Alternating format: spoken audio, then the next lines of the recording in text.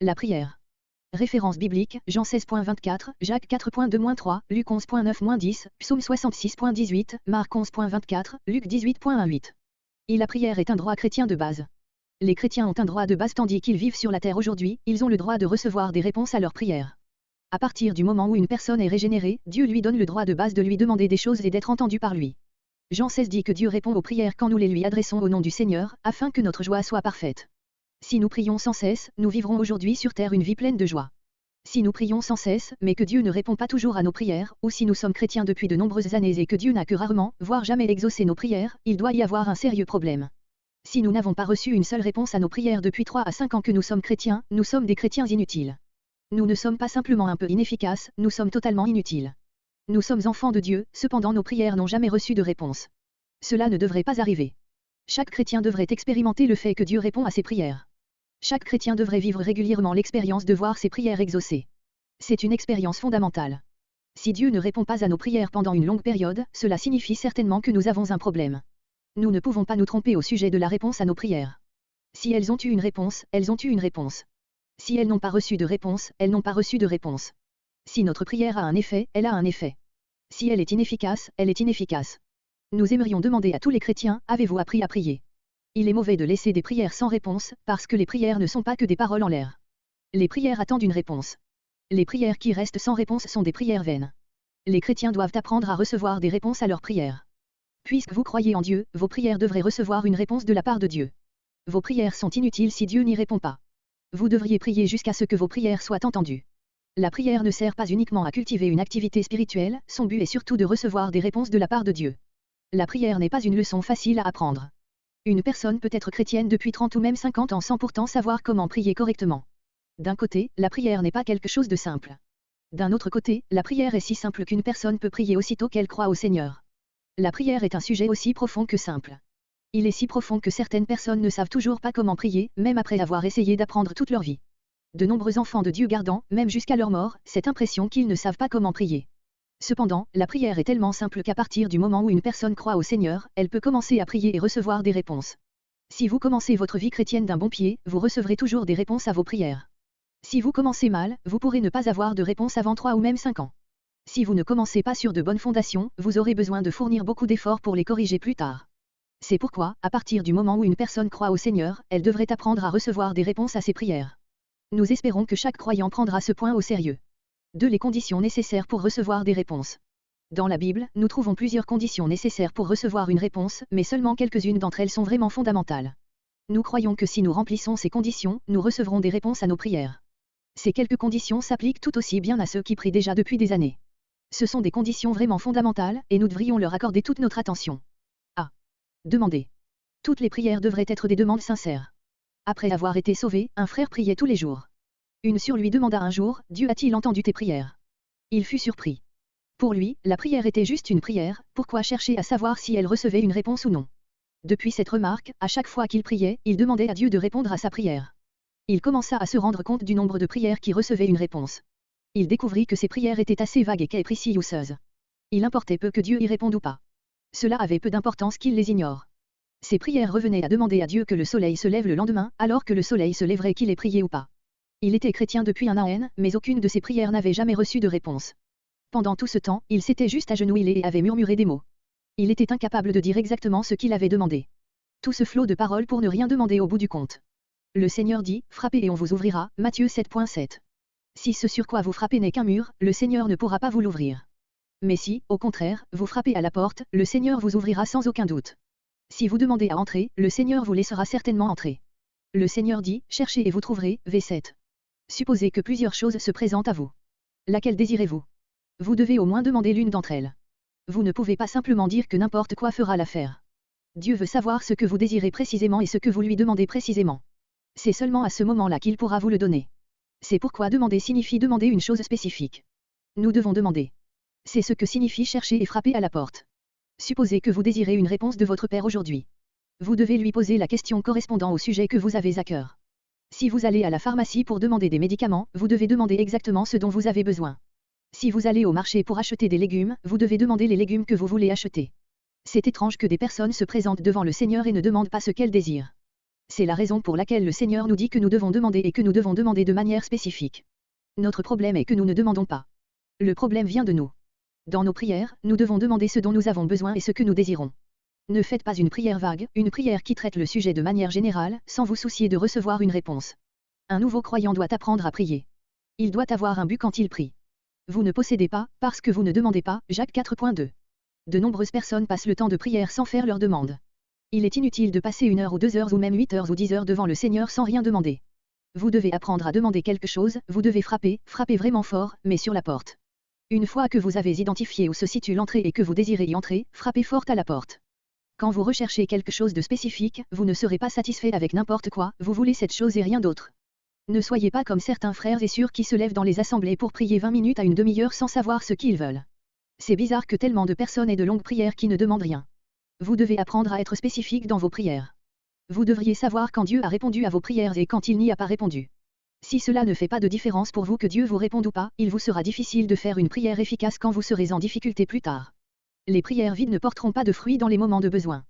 Si les prières sont vides quand les besoins sont spécifiques, personne ne peut s'attendre à recevoir une solution au problème. Il n'y a que les prières spécifiques qui peuvent résoudre les problèmes spécifiques. B. Ne pas demander mal. Il est bon que nous demandions, mais il y a aussi une deuxième condition pour que nos prières soient exaucées, nous ne devons pas demander mal. Vous demandez, et vous ne recevez pas, parce que vous demandez mal, Jacques 4.3. Nous devons demander à Dieu par besoin. Nous ne devons pas demander de façon irréfléchie ou déraisonnable. Nous ne devrions jamais demander une chose dont nous n'avons pas vraiment besoin, selon la volonté de notre chair ou notre convoitise. Si nous le faisons, nos prières seront vaines. Même s'il est vrai que Dieu nous donne souvent, infiniment plus que tout ce que nous demandons ou pensons, Éphésiens 3.20, demander mal est tout à fait autre chose.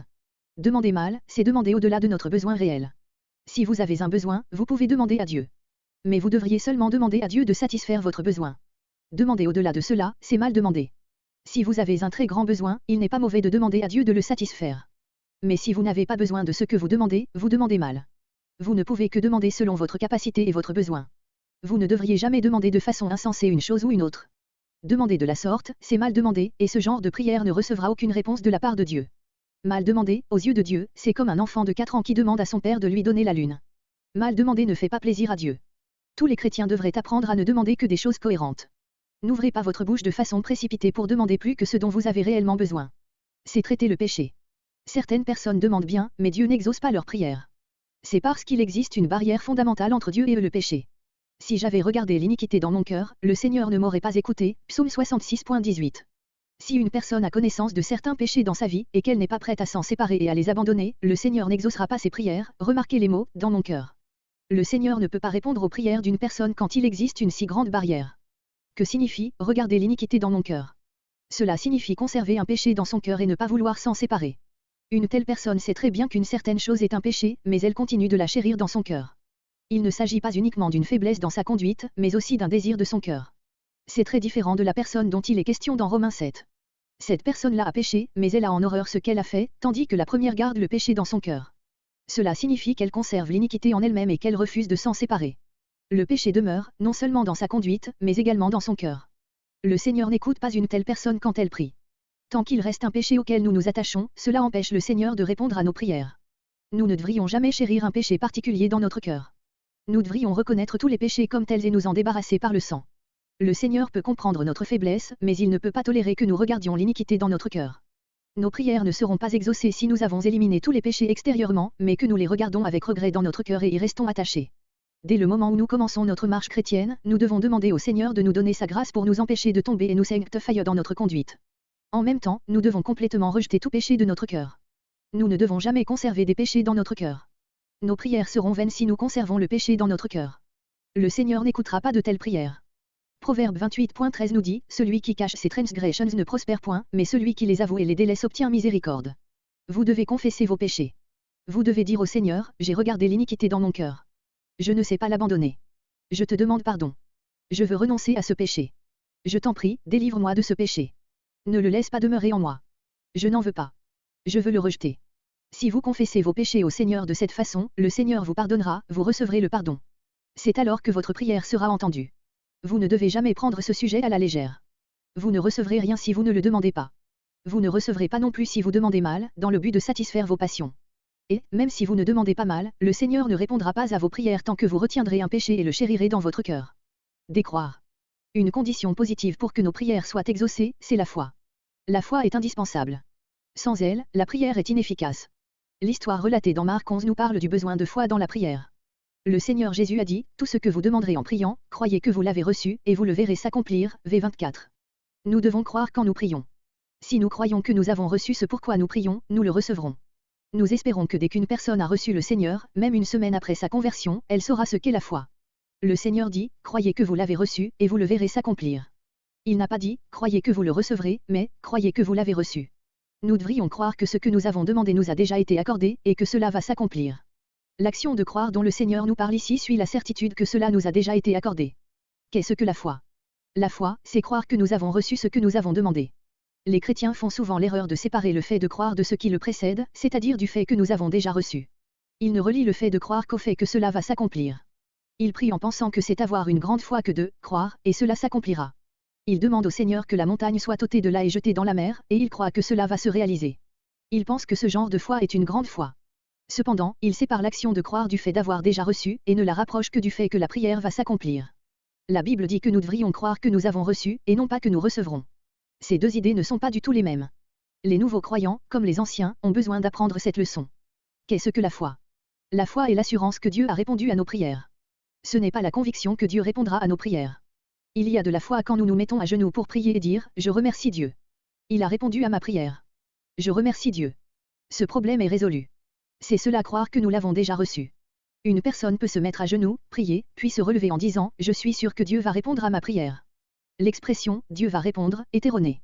En s'y prenant de cette manière, quelle que soit l'ardeur avec laquelle cette personne essaie de croire, elle ne verra aucun résultat. Supposez que vous priez pour un malade et que celui-ci dise « Je remercie Dieu. Je suis guéri. » Sa température peut toujours être élevée, les symptômes peuvent ne pas avoir changé. Pourtant son problème est résolu parce qu'il sait au fond de lui-même qu'il est guéri. Mais s'il dit « Je crois que le Seigneur va certainement me guérir de ma maladie », il aura certainement besoin d'essayer de croire plus ardemment. Le Seigneur Jésus a dit « Tout ce que vous demanderez en priant, croyez que vous l'avez reçu, et vous le verrez s'accomplir. » Il n'a pas dit que vous recevrez si vous croyez que vous recevrez. Si vous changez ce que Jésus a dit, cela ne marchera pas. Frères et sœurs, avez-vous vu le point essentiel? La vraie foi est de remercier Dieu d'avoir déjà répondu à vos prières. Nous avons besoin d'entendre encore quelques mots sur la foi. Considérez la question de la guérison. Nous pouvons trouver quelques bons exemples de foi dans l'Évangile selon Marc. Dans l'Évangile selon Marc, nous lisons 3 phrases qui ont une signification particulière vis-à-vis de la prière. La première est liée au pouvoir du Seigneur, la seconde à la volonté du Seigneur et la troisième à l'action du Seigneur. 1. Le pouvoir du Seigneur, Dieu peut. Prenons Marc 9.21-23, qui nous dit « Jésus demanda au Père, combien y a-t-il de temps que cela lui arrive? Depuis son enfance, répondit-il. Et souvent l'Esprit l'a jeté dans le feu et dans l'eau pour le faire périr. Mais, si tu peux quelque chose, viens à notre secours, et compassion de nous. » Jésus lui dit, si tu peux. Tout est possible à celui qui croit. Le Père dit au Seigneur Jésus, si tu peux quelque chose, viens à notre secours. Le Seigneur Jésus a répété ces mots et dit, si tu peux. Le, si tu peux, du Seigneur ne fait que citer le, si tu peux, du Père. Le Seigneur Jésus ne faisait que répéter ce que le Père avait dit. Le Père a dit, si tu peux quelque chose, viens à notre secours. Le Seigneur Jésus a dit, si tu peux. Tout est possible à celui qui croit. Par là, il signifiait que cela n'avait rien à voir avec « si tu peux », mais que la question était de savoir s'il croyait ou non. Quand l'homme se trouve en difficulté, il est généralement plein de doutes, il ne peut pas croire en la puissance de Dieu. C'est le premier point à traiter. Il peut nous sembler parfois que la puissance de l'obstacle est plus grande que la puissance de Dieu. Le Seigneur a repris le Père pour avoir douté de la puissance de Dieu. Dans la Bible, il est rare que nous voyions le Seigneur interrompre quelqu'un comme il l'a fait dans ce cas. Il semblerait que le Seigneur ait été très en colère lorsqu'il a dit « si tu peux ». Le Seigneur a repris le Père quand il a dit « Si tu peux quelque chose, aie compassion de nous, viens à notre secours ». Le Seigneur voulait dire « Comment peux-tu dire « si tu peux » ? Qu'est-ce que cela veut dire? Tout est possible à celui qui croit. Il ne s'agit pas de savoir « si je peux », mais plutôt de savoir si toi, tu crois ou non. Comment oses-tu me demander si je peux? Quand les enfants de Dieu prient, ils devraient apprendre à lever les yeux et dire « Seigneur, je crois que tu peux ». Marc, au chapitre 2, relate l'incident au cours duquel le Seigneur a guéri un paralytique. Le Seigneur a dit au paralytique, « Mon enfant, tes péchés sont pardonnés » V5. Quelques scribes ont pensé, comment cet homme parle-t-il ainsi? Il blasphème. Qui peut pardonner les péchés, si ce n'est Dieu seul? V7. Dans leur cœur ils pensaient que seul Dieu pouvait pardonner les péchés et que Jésus n'en avait pas le droit. Ils considéraient le pardon des péchés comme une chose tellement grande. Mais le Seigneur leur a dit, pourquoi avez-vous de telles pensées dans vos cœurs? Lequel est le plus aisé, de dire au paralytique, tes péchés sont pardonnés, ou de dire, lève-toi, prends ton lit, et marche? V8 à 9. Le Seigneur voulait leur montrer que pour l'homme, la question était de savoir s'il en avait le pouvoir ou non. Pour Dieu, par contre, il s'agissait de savoir ce qui était le plus facile. Il est impossible à l'homme de pardonner les péchés ou de demander à un paralytique de se lever et de marcher. Cependant, le Seigneur leur a montré qu'il était aussi capable de pardonner les péchés que de faire marcher un paralytique. Pardonner et faire marcher un paralytique étaient des choses faciles à faire pour le Seigneur. Le Seigneur voulait leur montrer que Dieu peut. Dans nos prières, nous avons besoin de savoir que Dieu peut et que rien n'est trop difficile pour le Seigneur. De la volonté du Seigneur, si Dieu le veut. Il est vrai que Dieu peut tout faire, mais comment puis-je savoir s'il veut me guérir? Je ne connais pas sa volonté. Peut-être le Seigneur ne veut-il pas me guérir. Que dois-je faire? Considérons une autre histoire. Marc 1.41 dit, Jésus, ému de compassion, étendit la main, le toucha, et dit, je le veux, sois pur. Que Dieu soit capable ou non de faire quelque chose n'est pas le problème ici, il s'agit plutôt de savoir si c'est sa volonté ou non. Aussi grande que soit sa puissance, qu'est-ce que cela peut faire si Dieu ne veut pas nous guérir? Si Dieu ne veut pas nous guérir, la grandeur de sa puissance n'aura aucune conséquence pour nous. La première question à laquelle nous devons répondre est de savoir si oui ou non Dieu peut le faire, mais la deuxième question à laquelle nous devons répondre est de savoir si oui ou non Dieu veut le faire. Le Seigneur a dit aux lépreux, je le veux. L'Ancien Testament nous dit que la lèpre était une maladie très répugnante, Lévitique 13 à 14. Quiconque touchait un lépreux était souillé. Cependant, l'amour du Seigneur était tellement grand qu'il a dit, je le veux. Le Seigneur a étendu la main, a touché le lépreux et l'a purifié. Le lépreux a imploré le Seigneur, et le Seigneur a eu le désir de le purifier. Est-il possible que le Seigneur ne nous guérisse pas de nos maladies? Est-il possible que le Seigneur ne réponde pas à nos prières? Nous pouvons tout dire, Dieu le peut, et Dieu le veut. 3. L'action du Seigneur, Dieu l'a fait. Il ne suffit pas de savoir que Dieu peut le faire et qu'il veut le faire. Nous avons besoin de savoir une dernière chose, Dieu l'a fait. Nous avons besoin de revenir sur Marc 11.24, que nous avons cité plus haut, tout ce que vous demanderez en priant, croyez que vous l'avez reçu, et vous le verrez s'accomplir. Cela nous dit que Dieu l'a déjà accompli. Qu'est-ce que la foi? Elle ne consiste pas seulement à croire que Dieu peut et veut faire quelque chose, mais aussi à croire que Dieu l'a déjà fait. Dieu l'a déjà accompli. Si vous croyez que vous l'avez déjà reçu, vous le verrez s'accomplir. Si vous croyez et avez confiance que Dieu peut et que Dieu veut faire une certaine chose parce qu'il vous a donné une parole à ce sujet, vous devriez le remercier et dire, Dieu l'a fait. Tant de personnes ne reçoivent pas de réponse à leurs prières, pour n'avoir pas compris ce point. Elles espèrent encore qu'elles vont recevoir quelque chose. Cependant, espérer signifie attendre quelque chose dans le futur, alors que croire signifie que l'on considère que la chose a déjà été accomplie. La vraie foi dit, je remercie Dieu, il m'a guéri. Je remercie Dieu, je l'ai reçu. Je remercie Dieu, j'ai été purifié. Je remercie Dieu, j'ai été restauré. Quand la foi est parfaite, elle ne dira pas seulement, Dieu peut, et Dieu veut, mais aussi, Dieu l'a fait. Dieu a écouté nos prières. Dieu a tout accompli. Si nous croyons que nous l'avons reçu, nous le verrons s'accomplir. Très souvent, notre foi est une foi qui croit en ce que nous allons recevoir. Par conséquent, nous ne recevons rien. La foi est toujours une question de l'avoir reçu, et non pas une question de recevoir dans le futur. Considérez une illustration simple. Un homme vient d'entendre la bonne nouvelle. Si vous lui demandez, croyez-vous déjà au Seigneur Jésus, il peut répondre, oui, je crois. Alors vous demanderez peut-être, êtes-vous sauvé? S'il dit, je serai sauvé, vous savez qu'il n'est pas sauvé. Supposez que vous lui demandez à nouveau, est-ce que vous croyez vraiment que vous êtes sauvé? S'il répond, je serai assurément sauvé, vous savez qu'il n'est toujours pas sauvé. Vous désirerez encore lui demander, êtes-vous vraiment sûr que vous serez sauvé? S'il répond, je pense que je le serai, ces paroles ne ressemblent pas à celles de quelqu'un qui est sauvé. Si quelqu'un dit, je serai sauvé, je serai certainement sauvé, ou, je pense que je serai certainement sauvé, vous n'avez aucune garantie qu'il soit sauvé. Si une personne dit, je suis sauvé, c'est bon signe. Une fois qu'un homme croit, il est sauvé. Toutefois, si c'est une vraie foi, croit en ce qui a été accompli. Par exemple, dès qu'une personne possède la foi le jour de son salut, elle dit immédiatement, je remercie Dieu pour ce que j'ai reçu. Gardons bien en tête ces trois choses, Dieu peut, Dieu veut, et Dieu l'a fait. La foi n'est pas un exercice psychologique. La foi consiste à recevoir la parole de Dieu et à croire avec assurance que Dieu peut, Dieu veut et Dieu l'a fait. Si vous n'avez pas reçu sa parole, ne prenez pas le risque spirituel de tenter Dieu. L'exercice psychologique n'est pas de la foi. Prenez par exemple la maladie, tous ceux qui ont une foi authentique dans leur guérison n'ont pas peur de subir un examen médical, Marc 1.44. Le résultat de l'examen médical pour ceux qui ont reçu une vraie guérison divine prouvera que c'était bien une guérison authentique et non pas une guérison psychologique. Quand de nouveaux croyants apprennent à prier, il devrait y avoir deux étapes dans leur apprentissage de la prière. La première étape serait de prier jusqu'à ce qu'ils reçoivent une promesse. Ils devraient prier jusqu'à ce qu'ils reçoivent la parole de Dieu. Toutes les prières commencent par demander quelque chose à Dieu. Prier ainsi peut durer un certain temps, quelquefois, cela prend de 3 à 5 ans. Les nouveaux convertis ne devraient cependant pas cesser de demander. Certaines prières reçoivent une réponse rapidement, tandis que d'autres restent sans réponse pendant des années. C'est une période pendant laquelle les nouveaux convertis ne doivent pas cesser de demander. La seconde étape commence lorsqu'un nouveau converti reçoit une promesse et cette étape dure jusqu'à ce que la promesse soit réalisée. Elle commence quand la personne reçoit la parole de Dieu et dure jusqu'à ce que sa parole se réalise. Cette étape ne correspond plus à la prière mais à la louange. Pendant la première étape, la personne prie, mais pendant la seconde, elle loue.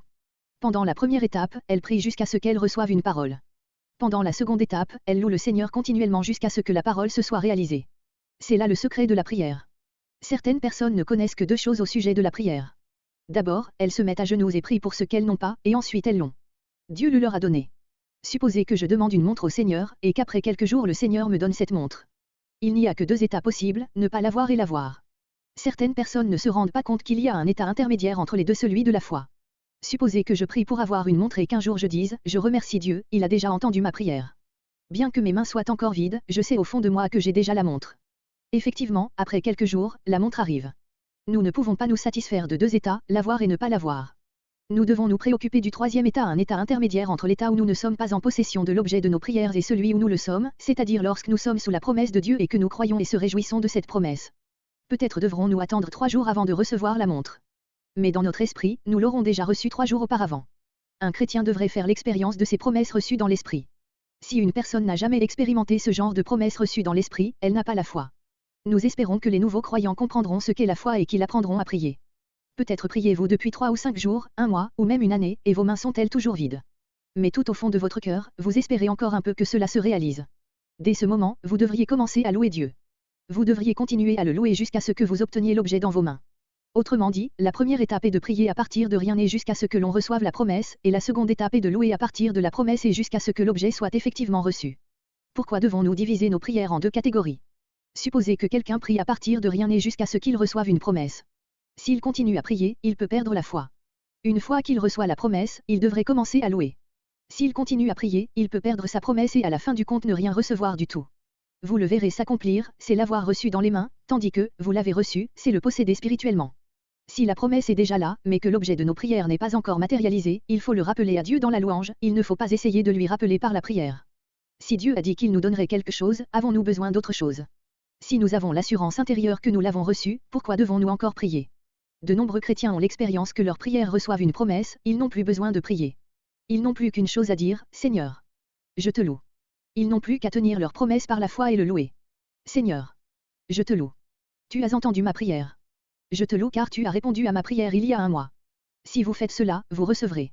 Malheureusement, certaines personnes n'ont pas conscience de ce principe. Dieu leur a fait une promesse et pourtant elles continuent à prier. À la fin, leur prière les éloigne de la promesse, elles perdent leur foi dans la promesse.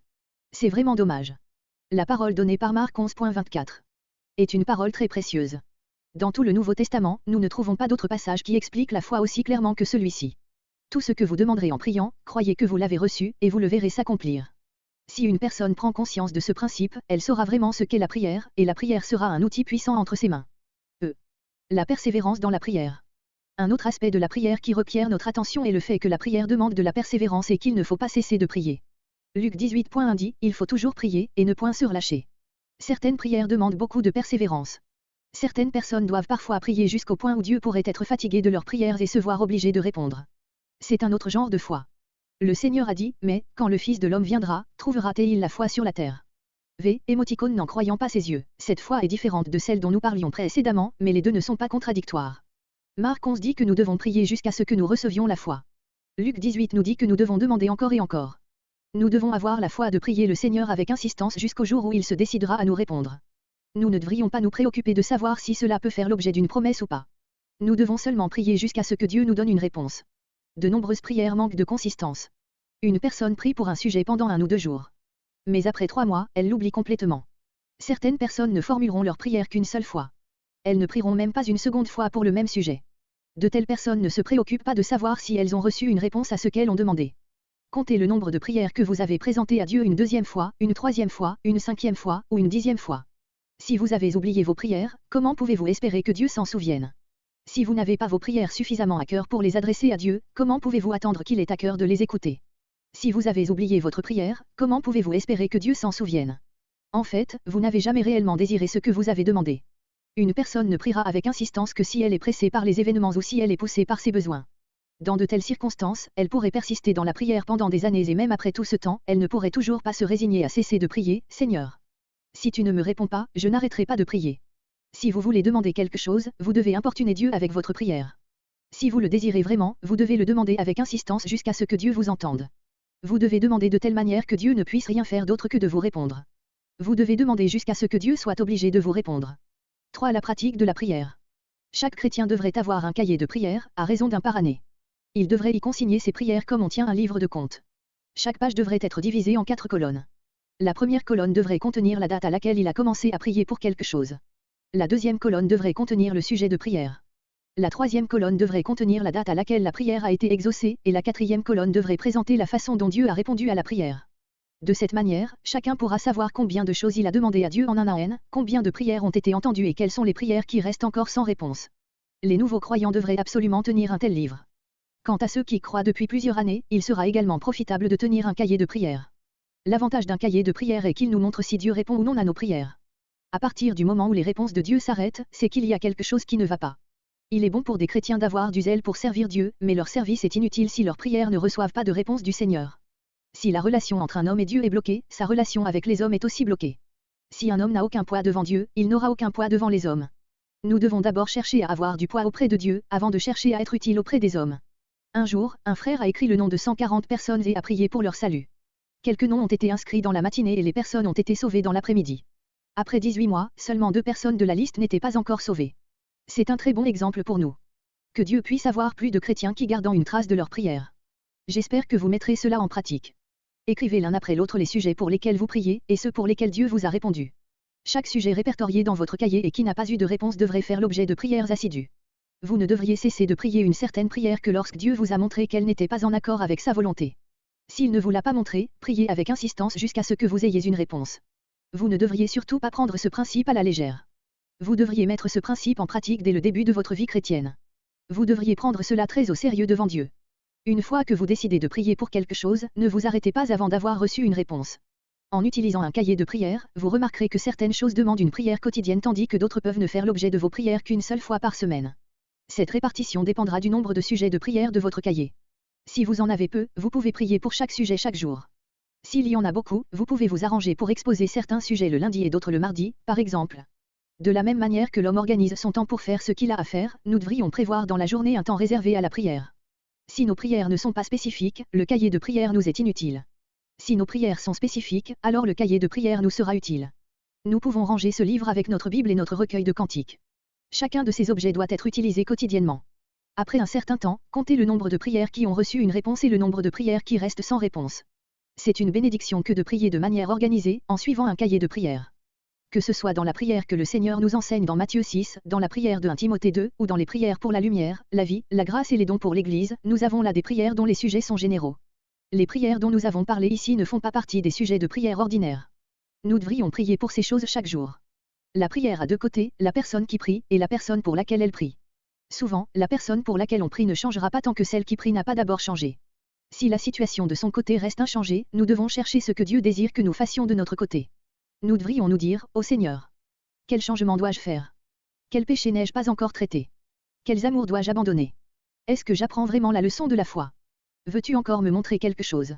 S'il y a besoin de changer quelque chose de notre côté, c'est nous qui devons changer en premier. Nous ne pouvons pas nous attendre à voir un changement chez ceux pour qui nous prions, avant qu'il n'y ait un changement de notre côté. Une fois qu'une personne croit au Seigneur, elle doit apprendre à prier avec ardeur.